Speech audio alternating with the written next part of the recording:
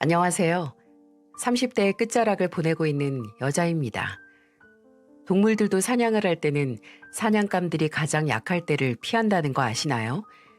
주로 야생에서 물을 마시거나 볼일을 볼 때가 포식자가 가장 공격하기 좋은 타이밍이라고 하는데 몇몇 동물들은 이런 때를 피해서 사냥을 한다고 합니다. 하물며 동물도 사냥에 있어서 도덕적인 도리가 있는데 사람으로 태어나 상대가 가장 약할 때를 노려 공격하는 건 단순히 기회주의라고 볼 게 아니라 정말 짐승만도 못한 짓 아닐까요? 일반적으로 아무런 문제 없이 조건이 너무 좋은 결혼 정년기가 넘은 남자를 보면 좀 의아하게 생각을 하잖아요. 처음 제 남편을 만났을 때 남편의 상태가 딱 그랬어요. 저는 남편을 지인이 주선한 소개팅으로 만났는데 지인이 처음 남편을 소개시켜 주기 전에 말하길 너 만나면 분명히 사람 자체에 무슨 하자가 있어서 아직까지 혼자였을 거라고 생각할 텐데 진짜 내 모든 걸 다 걸고 아무런 문제 없는 선배야. 그냥 운이 좀 안 좋아서 결혼할 시기를 놓친 것뿐이라고. 라고 정말 진지하게 말하는 겁니다. 그 말에 오히려 더 의아함을 품고 만나는 자리에서 남편을 보자마자 바로 그 말을 납득하게 됐죠. 키도 크고 얼굴도 호감형의 10년차 중견 회사의 회계사로 성과금까지 끌어모으면 1억을 넘는 연봉까지 왜 이런 조건의 남자가 30 중반까지 만나는 여자도 없었을까 생각해 보면 아마 다른 사람들도 성격에 문제가 있을 거라고 생각하실 겁니다. 저 또한 그랬고요. 근데 와, 이 사람은 성격까지 좋더라고요. 처음 본 날 좀 수줍음을 타는 것 같은데 눈을 똘망똘망하게 뜨고 어떻게 해서든 제가 하는 말을 잘 들어서 머릿속에 남기려는 게 눈에 보일 정도였어요. 아, 형석 씨도 공군 나오셨구나. 제 동생도 공군 나왔어요. 아, 3살 차이 나는 남동생 있다고 하셨죠? 은행 다니는. 네, 맞아요. 기억하고 있었네요. 민선 씨가 한 말들은 이상하게 제 머릿속에 쏙쏙 박혀서 남더라고요. 요새 민선 씨 다니는 회사 브랜드 로고만 봐도 민선 씨 바로 생각나고 옷도 민선 씨 회사 브랜드 거에 이상하게 더 눈길이 가더라고요. 오늘 메고 온 넥타이도 거기서 산 건데 알아보겠어요? 말도 참 다정하게 했는데 이 남자의 장점을 알면 알수록 아, 대체 뭐지? 뭐 때문에 아직 혼자였을까? 라는 의문도 커지더라고요. 그래도 괜한 의구심 때문에 이 사람을 놓치면 후회할 것 같아서 차라리 만나보고 후회할 게 생기면 후회하자라고 생각을 했어요. 근데 그런 각오가 우습게 느껴질 만큼 정말 아무런 문제가 없었습니다. 막상 사귀고 보니 오히려 가까운 사이에서 볼 수 있는 단점들보다 장점들이 더 눈에 들어오기 시작했거든요. 이 사람이 왜 이 나이 때까지 만나는 사람이 없었는지 알아내겠다 라는 마음으로 시작을 했는데 아, 어떤 사람은 정말 운이 따라주지 않아서 혼자였을 수도 있겠다라고 납득을 하게 됐죠. 저희는 1년 정도 연애를 했는데 그때쯤 이미 서로를 결혼 상대로 생각을 하고 있었어요. 그래서 그런지 좋은 소식이 빨리 찾아오더라고요. 그냥 서로 결혼 얘기하다가 가볍게 예상한 결혼식은 1년 뒤로 넉넉하게 잡았었는데 어느 날 갑자기 테스트기에 선명한 핑크색 줄이 2개가 딱 뜬 겁니다. 어차피 결혼은 예견된 일이긴 했지만 반년 정도 빠르게 결혼을 앞당기기로 해서 정신이 없어지더라고요. 당장 결혼 관련해서 결정해야 하는 게 수백 가지인데 도대체 뭐부터 해야 하는지 까마득했죠. 근데 책임감이 있고 뭐든 리드하는 남편은 그때도 먼저 예식장 리스트와 손님들 리스트를 먼저 혼자서 정리를 쫙 해오고 신혼집 보러 다니기 좋은 동네도 척척 알아보더라고요. 와, 이 사람은 정말 뭐든 솔선수범의 처음이 아닌 것처럼 능숙하구나 싶어서 이런 사람이라면 결혼 후에 무슨 일이 일어나도 함께 헤쳐나갈 수 있겠다 싶었습니다. 제가 어쩜 이렇게 잘 알아? 형석 씨 진짜 뭐든 대충대충 하는 게 없구나. 라고 하면 어색하게 웃으면서 쑥스러워하는 것도 보기 좋았고요. 근데 그 능숙함에는 다 이유가 있었더라고요. 하루는 술을 별로 좋아하지 않은 남편이 보기 드물게 취해서 제 집에 찾아왔더라고요. 뭐야? 오늘 회식 있었어? 아니, 그냥 혼자 마셨어. 어머, 왜 안 하던 짓이야? 결혼 전이라고 메리지 블루라도 와서 싱숭생숭해? 아, 그냥. 아니지, 맞아. 민선이 너한테 하고 싶은 말이 있는데 용기가 안 나서 술 좀 먹었어. 순간 올 게 왔다는 생각이 들었어요. 행복한 연애를 하는 동안 점점 잊혀져 갔던 그 화두. 아니, 이 남자가 왜 지금껏 혼자였냐 하는 그 물음에 대한 대답을 결혼이 임박하고 제가 임신을 한 상황에서 들을 수 있다는 생각에 가슴이 두근거리고 이상하게 불안하기까지 했어요. 저는 무슨 말을 하고 싶냐고 진지하게 물었고 남편은 마른 입술을 몇 번이나 달싹이더니 이내 1년 동안 제게 말하지 못했던 진실을 고백했습니다. 사실 민선이 너 만나기 2년 전에 진지하게 만나던 사람이 있었어. 진짜 결혼 직전까지 갔는데 결혼식 한 달 앞두고 파혼당했거든. 사실 그때까지만 해도 아직 서로의 가족을 못 만난 상태였거든요. 철렁했죠. 내 시댁이 될 집안에 무슨 문제가 있길래 이렇게 좋은 사람이 파혼을 당했는지 불안해졌으니까요. 제가 무슨 이유냐고 물어보니 남편은 그 전에 만나던 사람이 남편의 가족들 마음에 안 들어 했다는 겁니다. 그 말에 일단 쉽게 결론을 내리지 않고 남편에게 물었어요.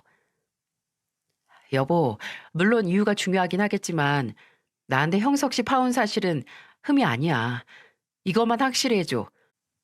파혼 이유가 됐던 형석 씨 가족들이랑 나 사이에 문제가 생기면 끝까지 무슨 일이든 내 편 될 거야? 난 파혼 사실보다 그게 더 중요해. 당연하지. 민선이 너랑 결혼을 결심한 이후로 내가 첫 번째로 지켜야 하는 가족은 바로 너야. 무슨 일이 생기든 네 편이 될 거고. 정말 그 말이면 됐습니다.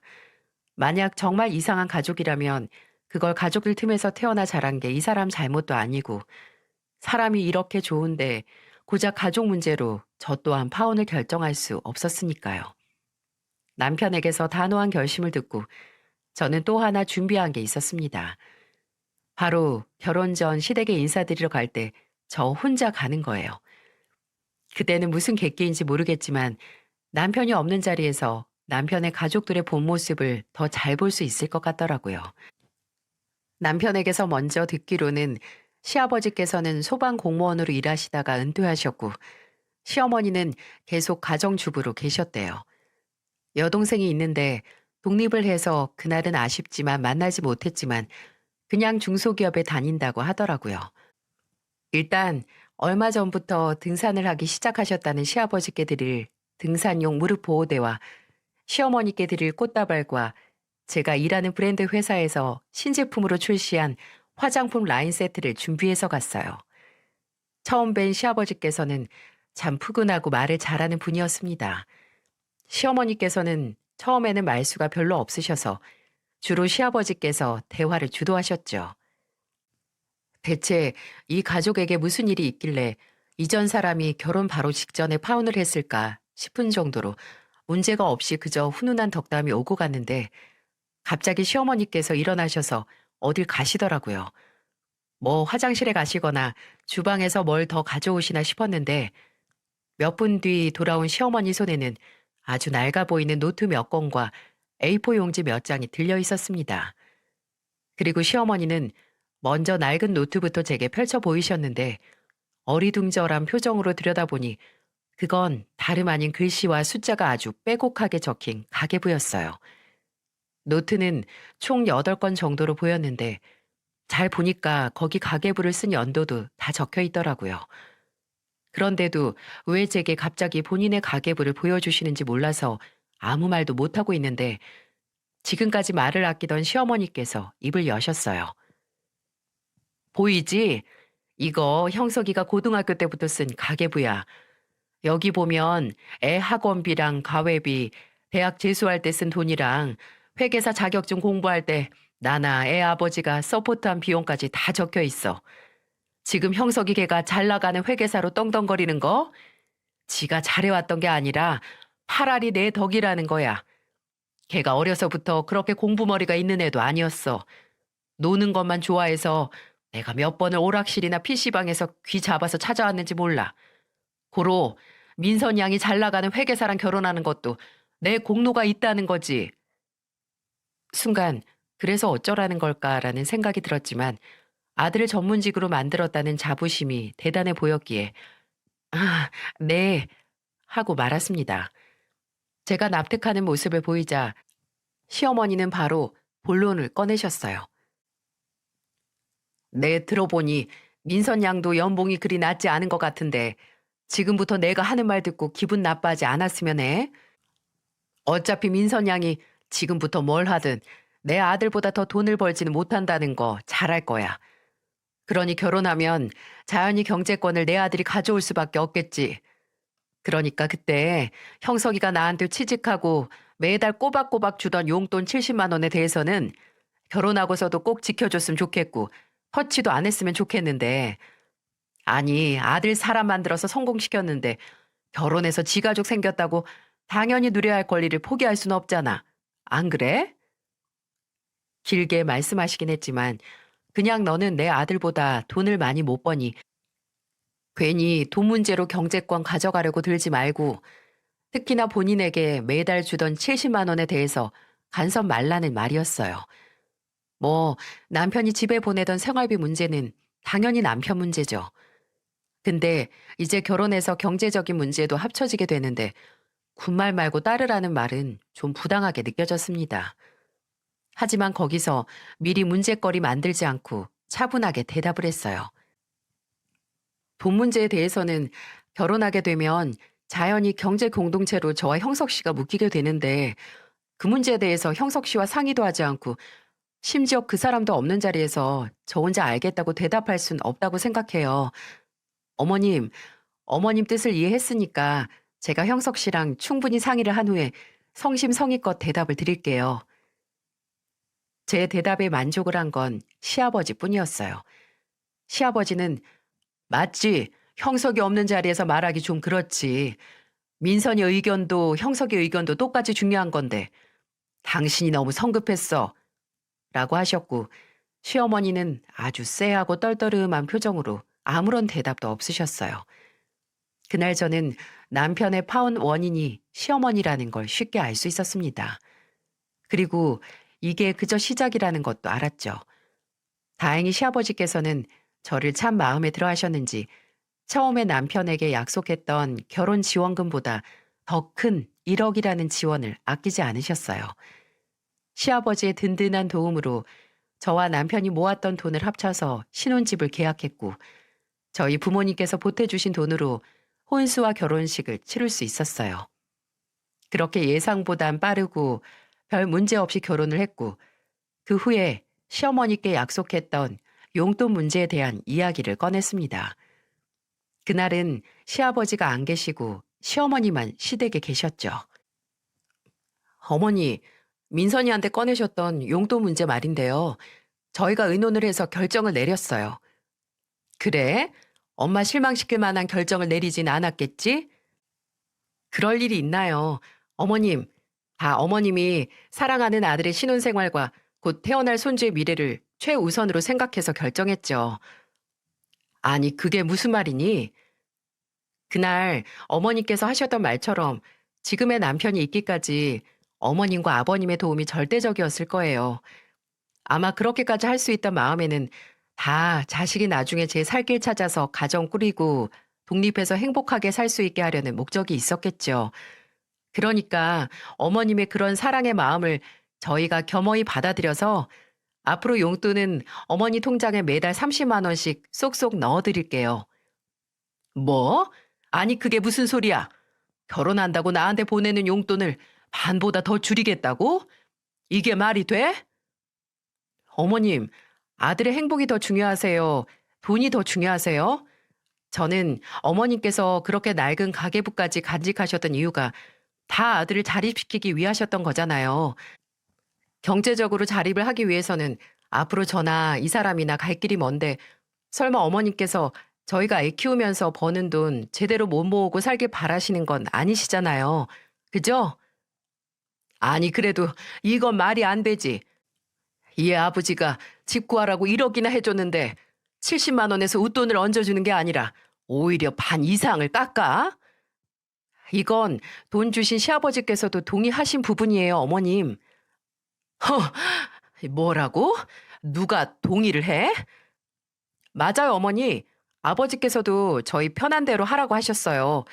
그리고 통장 관리도 이 사람한테 일임하기로 했고요. 맞습니다. 사실 이 얘기를 시어머니께 전하기 전에 먼저 등산 모임으로 만나지 못한다는 시아버지께 전화를 해서 용돈 문제에 대해서 먼저 상의를 드렸거든요. 시아버지께서야 무조건 너희 의견이 우선이라고 해주셨고, 시어머니는 이 사실을 아주 배신감에 찬 표정으로 받아들이지 못하셨습니다. 나중에 남편에게 듣기로는 그날 등산을 마치고 온 시아버지와 시어머니가 아주 대판 싸우셨고, 시아버지께서 고생을 좀 하셨다고 하더라고요. 근데 시어머니의 공격을 받아야 하는 건 시아버지뿐만이 아니라 또 있었네요. 바로 눈에 가시마냥 좀처럼 네 하고 넘어가는 법이 없는 며느리인 저입니다. 저도 어차피 결혼 전부터 어느 정도 예상을 하긴 했지만 솔직히 이런 형태로 저를 고생시킬지는 꿈에도 몰랐네요. 일단 기본적으로 매사에 제 말을 꼬아서 들으시고 행동 하나하나 트집을 잡으시는 건 그냥 무시하고 넘어갈 만했습니다. 임신하고 제 몸에 좀 살이 붙으면 그것 보고 자기 관리 못한다 뭐라고 하시고, 또 제가 아이를 낳고 나서 집에 오셨을 때 아이 방에 있는 옷가지 몇 벌을 보고 애는 매일같이 크는데 뭐하러 돈 낭비해가면서 애 옷을 사냐고 뭐라고 하셨죠. 아마 나중에는 제가 숨 쉬는 걸로도 뭐 숨이 거치네 뭐네 하면서 뭐라고 하실 것 같더라고요. 근데 이건 문제도 아니었어요. 아들인 남편이나 시아버지도 모르던 문제가 시어머니께 있었어요. 제가 앞서 시아버지께서 저희 결혼식 전부터 등산에 취미를 붙이셨다고 말씀드렸잖아요. 같은 시기에 은퇴한 소방대원 동료분께 추천을 받고 처음에는 사시는 동네에서 멀지 않은 동산 수준의 산을 산책하시다가 나중에는 장비까지 다 갖추시고 전국의 산을 누비고 다니셨죠. 원래 지방간과 당 수치가 높으셨는데 꾸준히 등산을 하시면서 당 수치도 정상이 돼서 저도 남편도 시아버지 취미를 응원했습니다. 근데 등산하는 시아버지를 응원하는 건 저와 남편뿐이었어요. 시아버지께서 등산 2년 차가 넘어가실 때쯤 시어머니의 이상 행동이 시작됐습니다. 처음에는 저와 남편에게 톡으로 시어머니께서 이상한 영상 링크를 보내시는 거예요. 보내는 영상의 제목에는 공통점이 있었는데 다 산악회, 불륜, 중년 바람이라는 단어가 포함됐다는 겁니다. 뭐가 문제인지 짐작이 가시나요? 맞아요. 시어머니는 시아버지가 등산을 하는 이유가 혹시 헛짓거리를 하기 위함이 아닌가 의심을 하기 시작했다는 거예요. 저희에게 그런 영상을 보내면서 너희는 뭐 짐작 가는 증상 없니? 아니, 그렇게 은퇴하고 안 움직이던 양반이 벌써 몇 년째 등산을 다니는 게 이상하잖아. 라고 하시며 동의를 구했다는 겁니다. 어처구니가 없었어요. 저나 남편이 알기로는 시아버지는 산악회 같은 모임도 안 하시고 그냥 간혹 가다가 처음에 등산을 권유했던 친구분들을 만나 함께 가시는 거지 거의 혼자서 다니시거든요. 매번 등산 가실 때마다 가족들 단톡방에 꼭대기에 올라가서 혼자 찍은 셀카를 보내세요. 근데 정말 딱 한 번 산 이름이 적힌 바위 앞에서 누가 찍어준 사진을 보내셨는데 그날 단톡방에 난리가 났습니다. 누구랑 갔냐, 혼자 갔던 거 아니냐, 당장 전화 받아라 등등 글자에 울분이 보이는 문자가 쏟아졌고 시아버지는 그냥 지나가던 사람에게 부탁을 했을 뿐이라고 하셨어요. 그날부로 점점 피어오던 시어머니의 의심은 커져만 갔습니다. 그리고 그 의심의 첫 번째 희생자는 바로 남편이었어요. 시어머니는 시아버지께서 등산 가실 때마다 시간을 안 가리고 남편에게 전화를 해서 시아버지의 행방에 대해 물었습니다. 네가 집에서 아버지랑 가장 친하니까 당연히 제일 잘 알지 않겠냐는 게 이유였어요.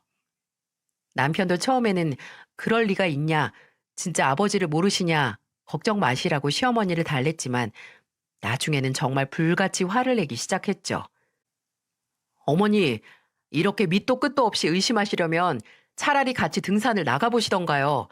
몇 번 같이 가보시면 알 거 아니에요. 근데 또 그건 싫으시답니다. 집에서 괜히 형체도 없는 의심하면서 속을 태울 바에는 차라리 같이 등산을 다니면서 의심과 지방을 같이 태우는 게 이득 아닌가요? 더 이상 남편이 시어머니의 투정과 의심을 받아주지 않자 시어머니는 다른 희생양을 찾으셨습니다. 예상이 가시나요? 네, 맞아요. 바로 저예요.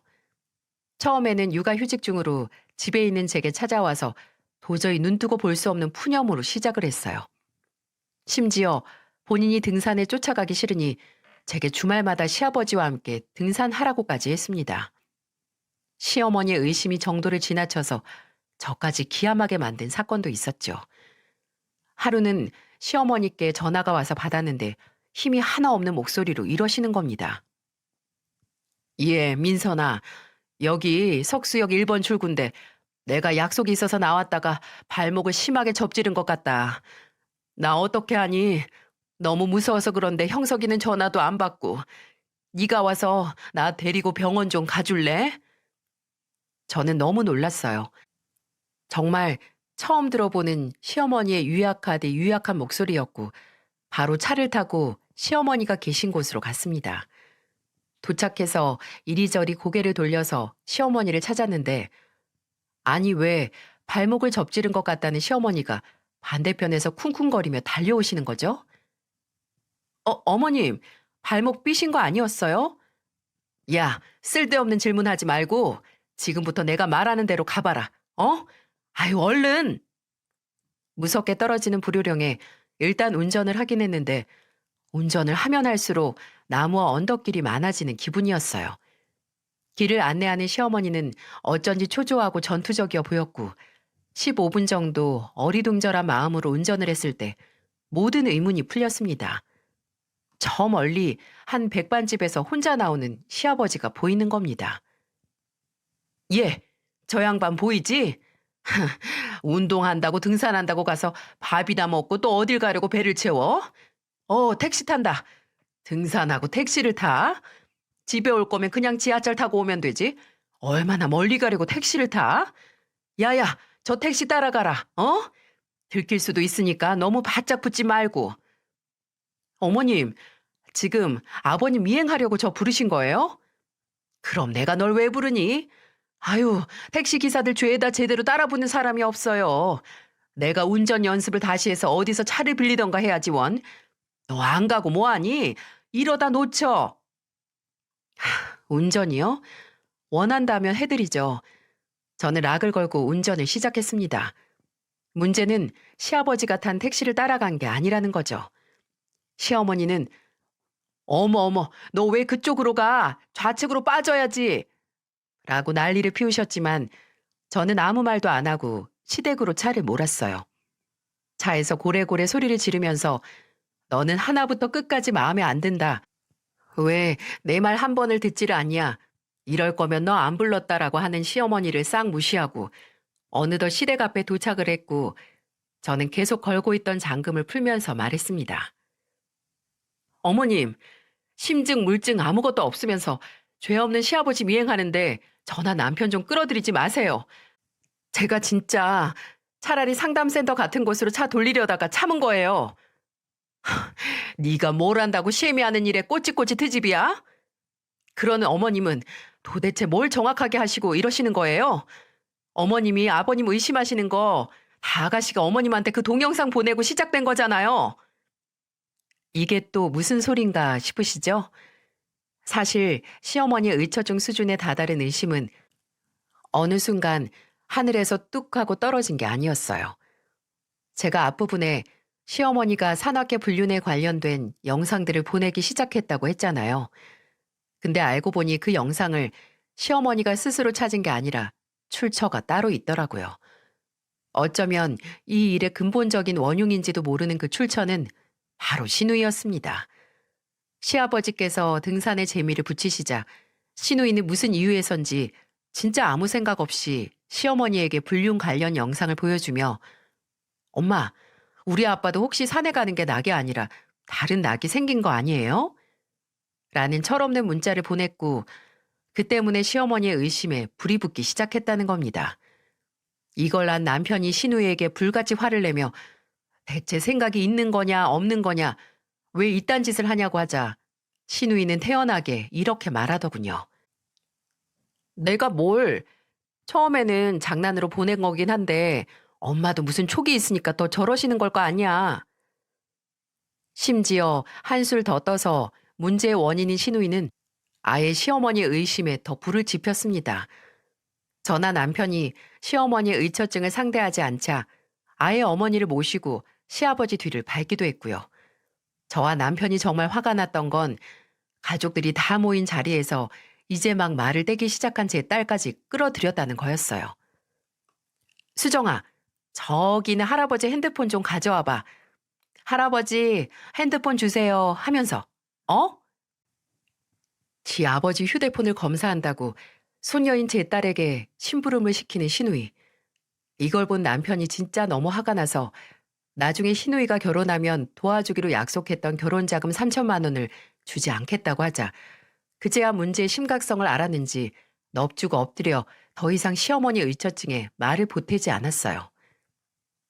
야, 윤지영, 너 한 번만 더 이 문제로 말 보태면 너 결혼할 때 내가 주기로 한 3천만 원 없던 얘기 될 줄 알아? 알아들어? 아니, 오빠, 그런 게 어딨어. 그거 어차피 세연이한테도 허락받은 돈이잖아. 그게 무슨 상관이야? 내가 너 결혼하고 조금이라도 편하게 살길 원하는 아버지 소망 때문에 그 정도는 해주려고 했는데 너 하는 꼴을 보아하니 그런 배려받을 자격도 안 된다. 그리고 네 새언니도 너 계속 어머니 의심 부추기는 꼬라지 보기 싫다고 했고. 그래요, 아가씨. 왜 계속 그러는지 모르겠는데 진짜 이 문제로 어머님이랑 아버님이 갈라서야 속이 시원하겠어요? 알았어요. 내가 잘못했다니까요. 안 그러면 되잖아요. 안 그러면. 남편은 늘 아나무인에 상식 이하의 행동만 하는 시어머니와 시누이 때문에 제게 미안해하고 창피해했어요. 저는 그런 남편과 또 다른 피해자인 시아버지가 참 안타깝게 느껴졌죠. 가족인 저희도 시누이의 생각 없는 행동들과 시어머니 억지스러운 의심에 지쳐갔는데 시아버지는 더하면 더했지 덜 하시진 않을 거예요. 제 눈에도 시어머니의 계속되는 간섭과 통제에 지쳐가는 시아버지가 보였고 어느 날 밤 시아버지께서 저희 집에 찾아와 더 이상 못 참겠다고 네 시어머니와 이혼을 할 거라고 통보를 해오셨습니다. 네 엄마한테 말하기 전에 일단 너희한테 먼저 말해놓는 게 편할 것 같아서 하는 말이다. 내가 지영이 그거 시집가기 전까지는 참으려고 했는데 도저히 안 되겠다. 저번에는 글쎄 나랑 몇 번 등산 같이 한 친구놈들 전화번호 알아내서 몰래 연락을 했더라고. 내 남편 데리고 이상한 짓 하면 가만 안 둔다고 당신들 마누라한테 다 말할 거라고 했다더라. 이게 제정신이냐? 더 이상은 못 참아. 그 여편네랑 도저히 한 지붕 아래서 살 수가 없다. 그 전에 숨이 막혀서 내가 먼저 돌아버리겠어. 놀랄 일도 아니었습니다. 어떻게 해서든 중간에서 중재를 하려고 했던 저와 남편도 언젠가는 시아버지께서 폭발하실 거라는 걸 예상은 했거든요. 남편은 차라리 아버지가 안 참는 게 더 낫다고 이렇게 살다간 아버지께서 병 걸리셨을 거라는 말을 했고 저도 동의를 했습니다.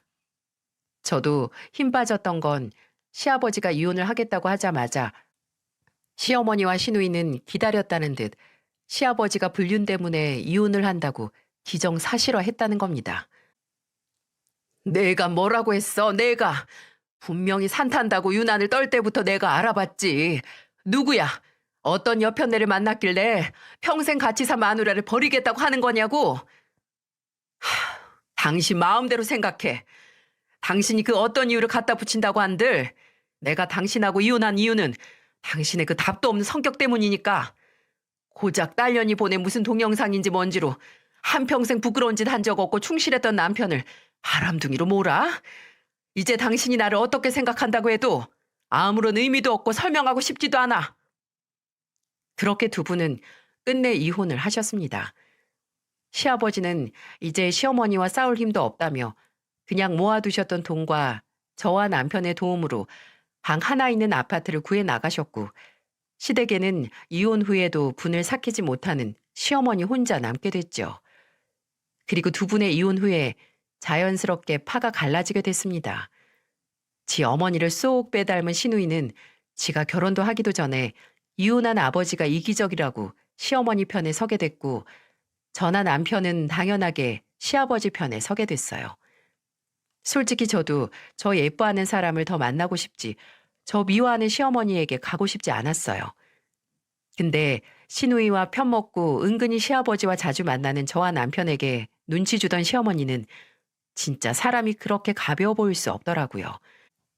주말에 집에 시아버지를 초대해서 같이 식사를 하고 함께 찍은 사진을 톡 프로필 사진으로 올리잖아요. 다음날 득달같이 시어머니에게 연락이 왔습니다. 너희는 아예 나랑 네 시아버지 갈라서길 기다린 애들처럼 군다. 니들끼리 노니까 좋든. 그럼 아버님 오시는 자리에 어머님도 부를 걸 그랬나요? 불편하시지 않으시겠어요? 내 말은 왜 날 먼저 부르지 않았냐는 거야. 어머님이 요새 하도 아가씨랑만 연락하고 만나셔서 저희는 까맣게 잊은 줄 알았죠. 전날 만난 것도 아버님께서 먼저 연락하셔서 만나자고 하신 거지. 어머님은 이혼하시고 저나 남편한테 먼저 보자는 말 한 번도 안 하셨잖아요.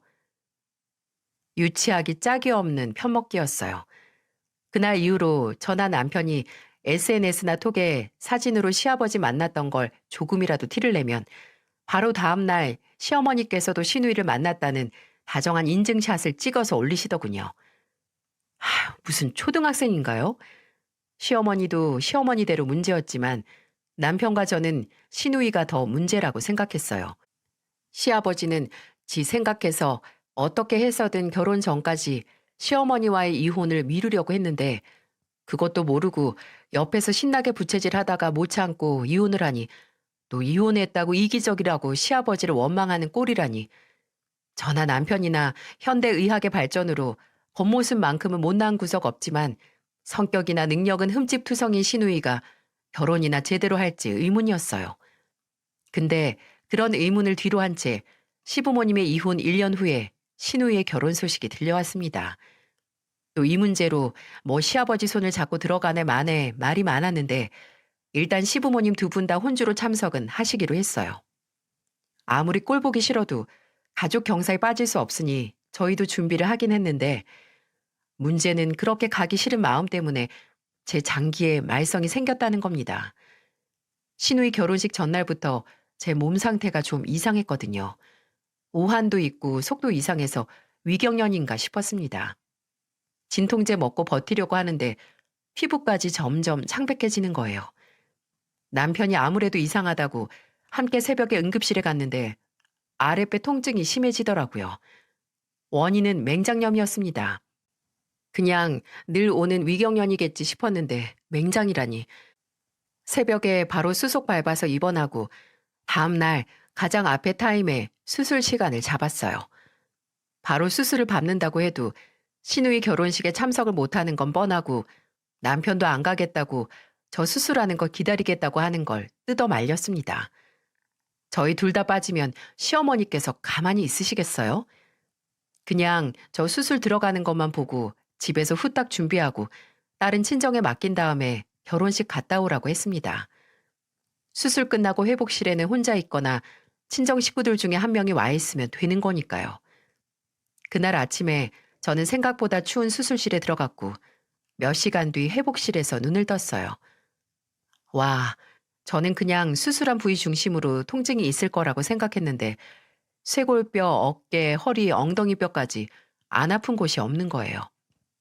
남편한테 호기롭게 나 혼자 있어도 괜찮다고 했던 게 무색할 정도로 어마어마하게 아팠고 그 통증 때문에 무섭기까지 했습니다. 급하게 동생을 불러서 동생이 옆에서 수발을 들어줬고 정말 화장실도 못 갈 정도로 통증이 계속됐어요.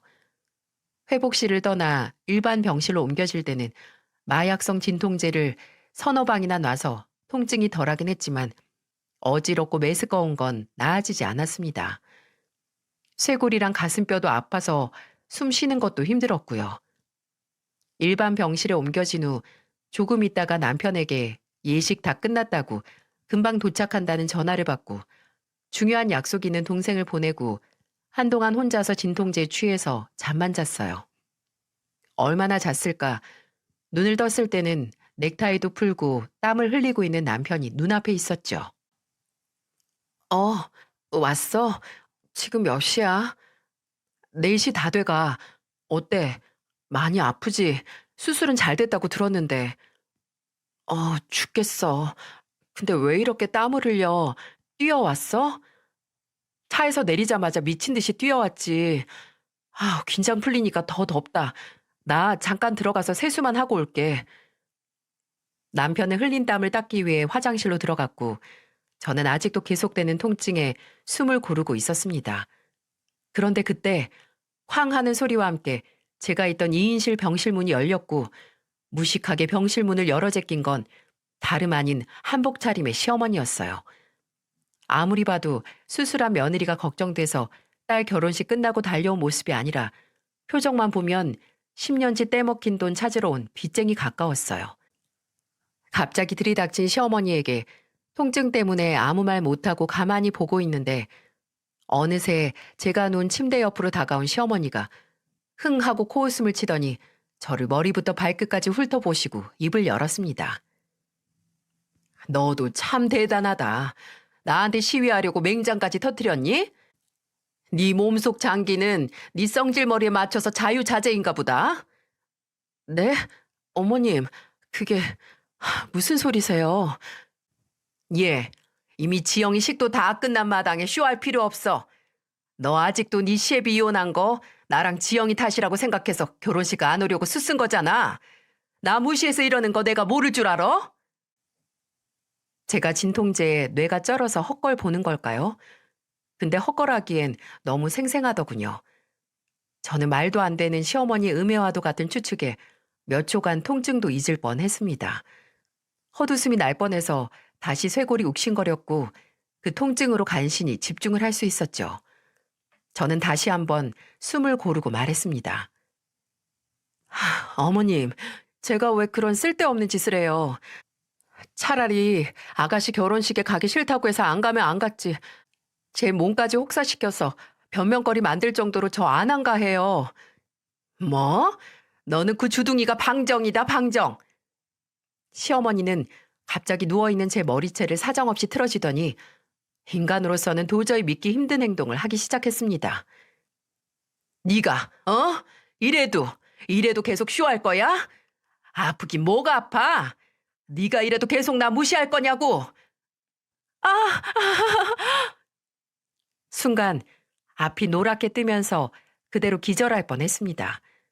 왼손으로는 제 머리채를 틀어진 시어머니는 다른 손으로 제 배, 그러니까 몇 시간 전만 해도 열려있던 수술 부위를 사정없이 누르기 시작했어요. 바람만 불고 살짝 뒤척거리기만 해도 욱신거리는데 거기에다가 시어머니의 매서운 손길이 느껴지니 딱 죽기 직전까지 아프더라고요. 병실에는 제 비명소리가 울려 퍼졌고 다급하게 화장실에서 나오던 남편의 고함 소리가 들렸습니다. 지금 제정신이에요? 이게 뭐 하는 짓이에요? 제 앞에 있던 시어머니는 순간 휘청하는 힘에 휩쓸려서 그대로 뒤로 꼬꾸라졌어요. 남편이 시어머니를 잡아채서 냅다 바닥에 굴려버린 거예요. 저는 식은땀을 쫙 빼고 눈에는 눈물을 한 주먹 글썽거리며 숨을 몰아쉬었어요.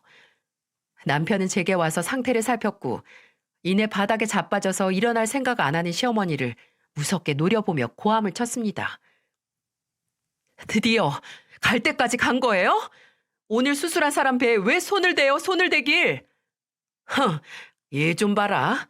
마누라 깨병에 너야말로 눈이 횟가닥 돌아서 애미한테 대드는 거야, 뭐야? 너나 얘나 똑같다. 아주 지 아버지 편이라고 애미는 안중에도 없고 마누라가 시누이 결혼식 가기 싫다고 병원에 자빠져 있는 걸 보고도 가만히 있어? 너 어디 가서 내 아들이라고 하지 마라. 네, 듣던 중 반가운 소리네요. 저도 이제 어머니 아들 하기 싫어요. 언제까지 그렇게 사실 건데요? 모든 게 다 남 탓이고 진짜 더 이상은 못 참겠네요. 갈수록 사람 못 믿고 속에서 이상한 의심만 키우는 어머니 아들 못하겠으니까 차라리 서로 없던 것처럼 살아요. 평생!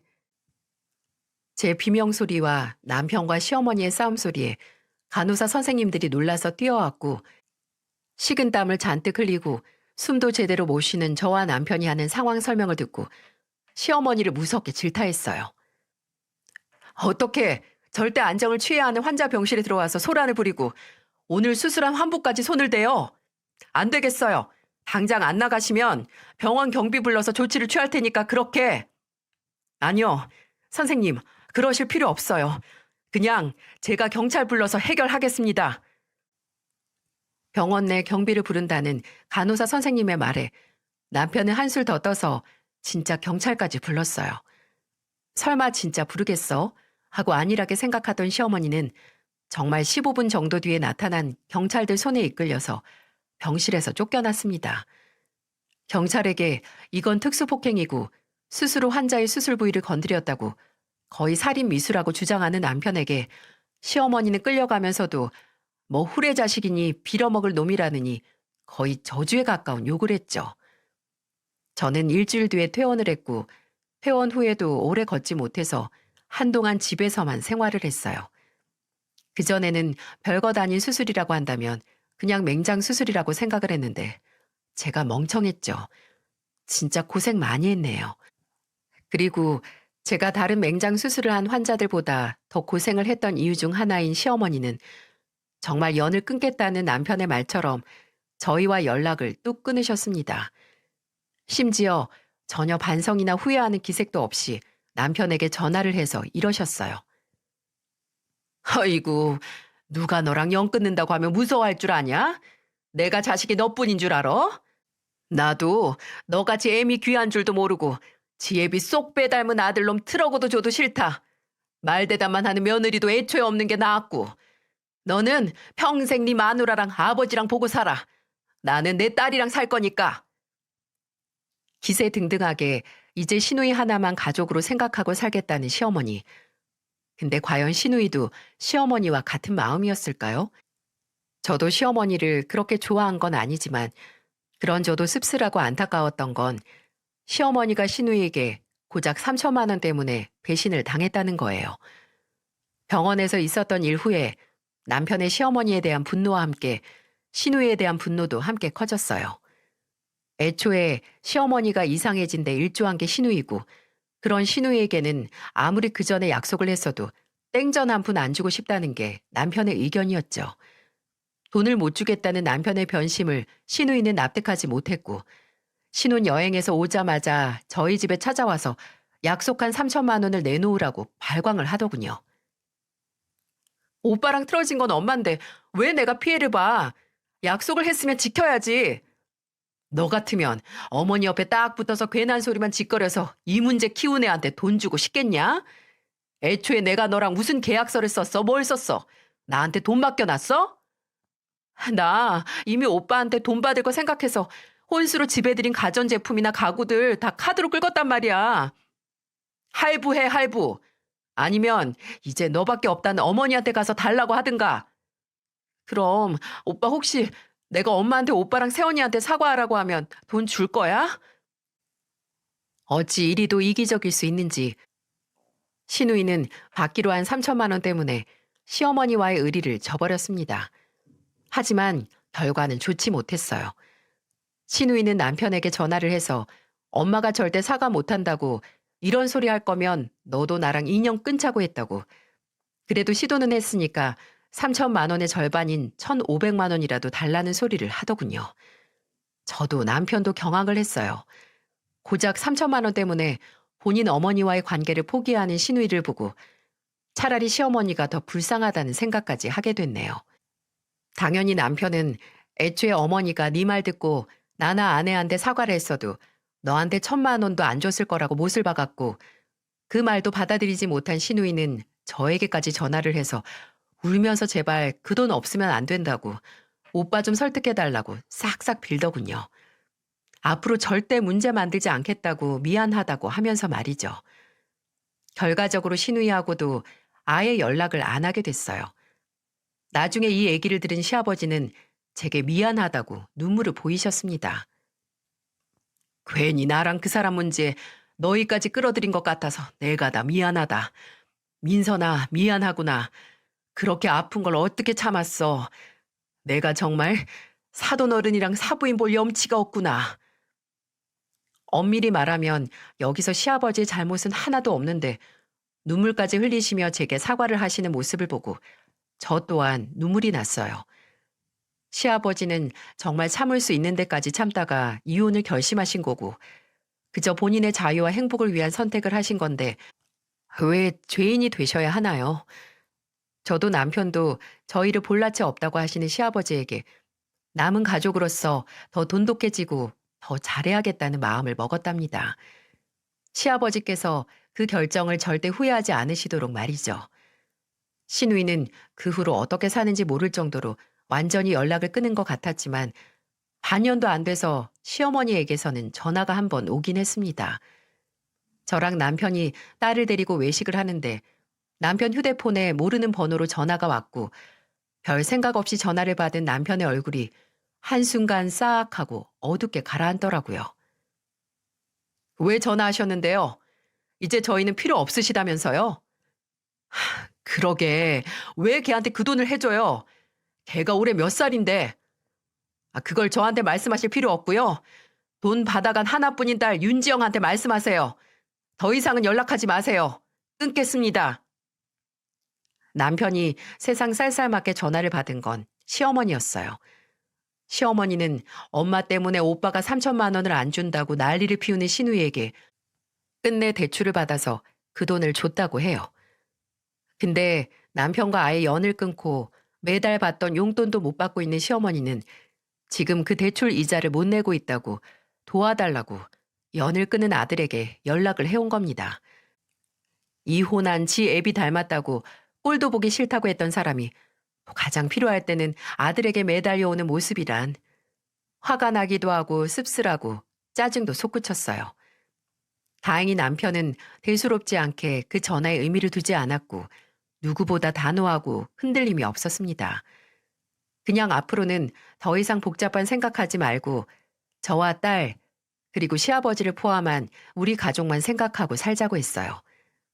지금도 순간순간 이 모든 게 아무것도 아닌 그 의심 하나에서 비롯됐다는 생각을 하면 소름이 확 하고 끼쳐요. 하지만 시어머니와 시누이가 지금까지 가족들에게 해온 행동을 생각해 보면 어쩌면 이 모든 게 당연한 결과라는 생각도 드네요. 또 동시에 저도 결혼 전 결혼 정년기가 넘은 남편에게 무슨 문제가 있는 건 아닌지 의심하다 내 짝이 될 뻔한 사람을 놓쳤을 수도 있었기에 참 의심이라는 게 한 번 시작하면 정말 끝도 없어서 차라리 발을 안 들여놓는 게 상책인 건 아닌가 싶습니다. 물론 합리적인 의심은 살아가면서 굳이 겪지 않을 위험을 피할 수 있게 하지만 근거도 없고 그저 맹신에 가까운 의심은 나뿐만 아니라 내 주변 사람의 일상을 파괴하니까요. 나 자신의 의심도 한 번 더 의심해야 한다는 말처럼 내 불안감을 땔감으로 활활 타오르는 의심을 꼭 그 불씨까지 말끔히 꺼버리고 마음의 평화를 얻으시길 바랍니다. 들어주신 모든 분께 감사의 말씀을 전합니다. 모두들 행복하고 따뜻한 겨울 보내세요.